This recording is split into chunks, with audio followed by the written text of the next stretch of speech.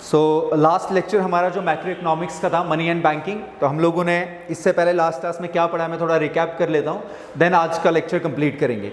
So last class में हम लोगों ने क्वांटिटेटिव जनरल मेथड्स पढ़े थे, क्वांटिटेटिव मेथड्स पढ़े थे, quantitative methods of credit control. ठीक है, तो ये मेथड्स हमने कंप्लीट किए थे। ये जनरल क्रेडिट को कैसे मैनेज किया जाता है आरबीआई के द्वारा, ये मैंने आपको बताया था। ठीक है, तो उसमें हम लोगों ने बैंक रेट के बारे में पढ़ा था, अलग अलग रेट्स के बारे में, बैंक रेट। ठीक है, उसके अलावा हमने सीआरआर के बारे में पढ़ा था, उसके अलावा हम लोगों ने एसएलआर के बारे में पढ़ा था। ठीक है, उसके अलावा हमने ओपन मार्केट ऑपरेशंस के बारे में पढ़ा था, जिसमें हम सिक्योरिटीज सेल एंड परचेज करते थे, ओपन मार्केट ऑपरेशंस के बारे में पढ़ा था। ठीक है, ये हमारी पिछली क्लास का एक रिकैप था। अब हमारा ये तो थे हमारे क्वांटिटेटिव मेथड्स। ठीक है, कि क्वांटिटी ऑफ मनी को या क्वांटिटी ऑफ क्रेडिट को किस तरीके से हम बढ़ा सकते हैं या घटा सकते हैं, हम मीन्स आरबीआई किस तरीके से बढ़ा सकता है, घटा सकता है। तो आज का जो टॉपिक होगा that will be qualitative methods. ठीक है, qualitative methods of credit control. ठीक है, अब यहां पर क्वालिटेटिव मेथड्स की अगर बात करें, क्वालिटेटिव मेथड्स क्या होते हैं? ठीक है, क्वालिटेटिव मेथड्स को हम सेलेक्टिव मेथड्स भी कहते हैं, सेलेक्टिव मेथड्स। सेलेक्टिव मेथड्स मतलब इसके अंदर हम क्या करते हैं, व्हाट वी डू इज, ये मेथड्स क्रेडिट के डायरेक्शन और यूज को कंट्रोल करता है। दो चीजें याद रखनी है आपने, डायरेक्शन एंड यूज, कि क्रेडिट का डायरेक्शन मींस कौन से स्पेसिफिक सेक्टर को किस तरफ क्रेडिट देना है और उसका इस्तेमाल कहां पर होना है। इसके तहत हम लोग क्या करते हैं कि क्रेडिट कहां जाएगा और किस पर्पस के लिए यूज होगा। ठीक है, वेयर एंड पर्पस क्या होगा। ठीक है, ये हम लोग इन मेथड्स में पढ़ेंगे। इसका मेन ऑब्जेक्टिव ये रहता है और कि जो इंपॉर्टेंट सेक्टर्स हैं, इंपॉर्टेंट सेक्टर्स हैं या हम कह सकते हैं प्रायोरिटी सेक्टर्स हैं, आरबीआई ये इस चीज़ को मतलब इन मेथड्स के ज़रिए से ये चीज़ जाहिर कर देता है कि किन सेक्टर्स को क्रेडिट की ज़रूरत है, किन सेक्टर्स को क्रेडिट की ज़रूरत नहीं है। सो आरबीआई एक्चुअली डिवाइड कर देता है direction of flow of credit को, कि किन सेक्टर्स को क्रेडिट की ज़रूरत है उनको क्रेडिट प्रोवाइड कर देता है, और किन सेक्टर्स को अभी क्रेडिट की ज़रूरत नहीं है उन सेक्टर्स को क्रेडिट नहीं देता। तो इसमें हम लोगों ने मेन मेथड्स जो पढ़ने हैं, वो पहला मेथड जो आता है that is number 1, credit rationing. Credit rationing, अब इसको ध्यान से समझते हैं, वर्ड क्रेडिट और रैशनिंग। रैशनिंग का मतलब क्या होता है और क्रेडिट का आपको पता ही है। आरबीआई क्या करता है, कुछ सेक्टर के लिए क्रेडिट लिमिट का एक लिमिट रख देता है कि भाई इससे ज्यादा क्रेडिट जो है इस सेक्टर को नहीं देना या इससे ऊपर नहीं जाना। अब एग्जांपल मान लो, जैसे फॉर एग्जांपल हमारे पास स्टॉक मार्केट है।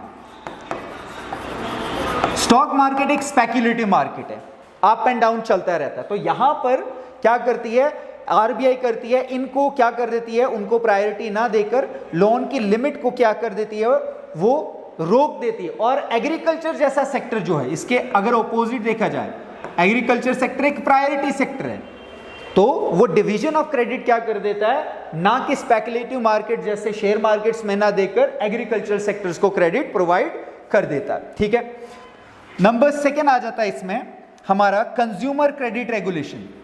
कंज्यूमर क्रेडिट रेगुलेशन, अब इस स्टेप में क्या करती है आरबीआई, कंज्यूमर को दिया जाने वाला जो भी क्रेडिट होता है वो उसके लिए टर्म्स एंड कंडीशन रख देता है, टर्म्स एंड कंडीशन रख देता है। रेगुलेशन मींस रूल के हिसाब से टर्म्स एंड कंडीशन सेटअप कर देते हैं, जैसे कि फॉर एग्जांपल डाउन पेमेंट कितनी रहेगी, ठीक है, ये डिसाइड कर लेता है, या इंस्टॉलमेंट की मैक्सिमम लिमिट कितनी रहेगी। तो इस तरीके से कंज्यूमर क्रेडिट रेगुलेट कर दिया जाता है कि टर्म्स एंड कंडीशन के तहत क्राइटेरिया सेट कर दिया जाता है कि भाई डाउन पेमेंट इस लोन की कितनी रहेगी या मैक्सिमम लिमिट कितनी रहेगी। इसका पर्पस क्या होता है, फॉर एग्जांपल लग्जरी गुड जैसे टीवी, कार्स एंड ऑल की डिमांड को हद से ज्यादा ना जाने दिया जाए, उसको इन्फ्लेशन ना हो, इस चीज के लिए हम कंज्यूमर क्रेडिट रेगुलेशन वाला स्टेप लेते हैं। ठीक है, नंबर 3 इसमें आ जाता है हमारा मार्जिन रिक्वायरमेंट। मार्जिन या मार्जिनल भी आप लिख सकते हो, मार्जिन रिक्वायरमेंट। अब पहला आता है कि व्हाट इज मार्जिन रिक्वायरमेंट। तो मार्जिन रिक्वायरमेंट क्या होता है, अगर हम समझे, मार्जिन रिक्वायरमेंट होता है सिक्योरिटी की कितनी वैल्यू है, security value minus loan amount. तो आपको पता है कि व्हेनेवर हम एक लोन निकालते हैं तो हमें वहां पर एज सिक्योरिटी कोई चीज रखनी होती है, तो उस सिक्योरिटी की कितनी वैल्यू बनेगी और हमारा लोन अमाउंट कितना है, ठीक है, उसके बीच का जो डिफरेंस होता है उसको हम क्या कहते हैं, मार्जिनल रिक्वायरमेंट। अब इस मार्जिनल रिक्वायरमेंट को घटाकर और बढ़ाकर क्या किया जाता है, फॉर एग्जांपल अगर हमने मार्जिनल रिक्वायरमेंट को हाई रखा तो क्या होगा, इससे क्या होगा, लोन कम मिलेगा, लोन रिड्यूस हो जाएगा। ठीक है, और क्या हो जाएगा, स्पेकुलेटिव बोरोइंग कम हो जाएगी, बोरोइंग्स कम हो जाएंगी। और वहीं पर अगर मार्जिनल रिक्वायरमेंट को हम कम कर देंगे तो लोन ज्यादा बढ़ जाएगा और बोरोइंग्स भी बढ़ जाएंगी। तो इस तरीके से ये काम करता है। ठीक है, 3 पार्ट्स हो गए, 3 पॉइंट्स हो गए। चौथा पॉइंट जो आता है वो आता है हमारा regulation of speculative activities, regulation of speculative activities. ठीक है, ये हमारा 4th मेथड है। इसमें क्या रहता है कि स्पेक्युलेटिव और होर्डिंग एक्टिविटीज के लिए क्रेडिट रेस्ट्रिक्ट कर दिया जाता है। ऐसी activity, hoarding and black marketing के ऊपर रेगुलेशंस लगा दी जाती है। ठीक है, एग्जांपल मान लो कि food, for example food grains या स्टॉक मार्केट, ठीक है, या स्टॉक्स में, स्टॉक एक्टिविटीज में क्या किया जाता है, क्रेडिट रेस्ट्रिक्ट कर दिया जाता है, क्रेडिट को रेस्ट्रिक्ट कर दिया जाता है। ठीक है, क्योंकि फूड ग्रेन्स क्या है, ये होर्डिंग होती है इसमें। ठीक है, स्टॉक एक्टिविटीज क्या है, यहां पर स्पेकुलेशन बहुत ज्यादा है। फूड ग्रेन्स या स्टॉक मार्केट में स्पेकुलेशन, लोन को लिमिट कर देना, तो इन सेक्टर्स में लोन को क्या कर दिया जाता है, लिमिट कर दिया जाता है। वरना तो कोई भी बंदा लोन लेकर इतना सारा फूड ग्रेन खरीदेगा और उसको पकड़ के अपने स्टोरेज कर देगा, तो क्या हो जाएगा, वो होर्डिंग हो जाएगी। ठीक है, इसलिए इन 2 सेक्टर्स में क्या कर देता है, लोन को रिस्ट्रिक्ट कर दिया जाता है, रेगुलेशन लगा दी जाती है। ठीक है, उसके बाद नेक्स्ट जो आता है नंबर 5, वो हमारा आता है डायरेक्ट एक्शन। डायरेक्ट एक्शन, अब मैंने आपको पहले ही बताया था कि आरबीआई जो होता है वो एपेक्स इंस्टीट्यूट होता है, वो सारे कमर्शियल बैंक्स के ऊपर पूछना होता है। तो डायरेक्ट आरबीआई क्या करता है, उनके ऐसे कोई भी कमर्शियल बैंक जो रूल्स एंड रेगुलेशंस को फॉलो नहीं कर रहा है, गाइडलाइंस को फॉलो नहीं कर रहा है, उसके खिलाफ स्ट्रिक्ट एक्शन लेता है। एक्शन में क्या हो सकता है, पेनल्टी कर सकता है, ठीक है, पेनल्टी लगा सकता है, या उसके क्रेडिट को रोक सकता है, उसको क्रेडिट ही नहीं प्रोवाइड करेगा। ठीक है, तो ये डायरेक्ट एक्शन है जो आरबीआई उन कमर्शियल बैंक्स के खिलाफ ले सकता है। ठीक है, उसके बाद हमारा एक और मेथड आता है, उसको हम कहते हैं मॉरल सुएशन। ये इंपॉर्टेंट है सबसे, ठीक है, स्टार मार्क कर देता हूं, ये कभी शॉर्ट में पूछ लेता है एमसीक्यू में। मॉरल सुएशन क्या होता है, मॉरल सुएशन, मॉरल सुएशन में कुछ नहीं होता, ये नॉन लीगल होता है। ठीक है, कि आप डायरेक्टली लागू नहीं कर सकते हो कानूनी तौर पर, बल्कि क्या कर सकते हो, आरबीआई,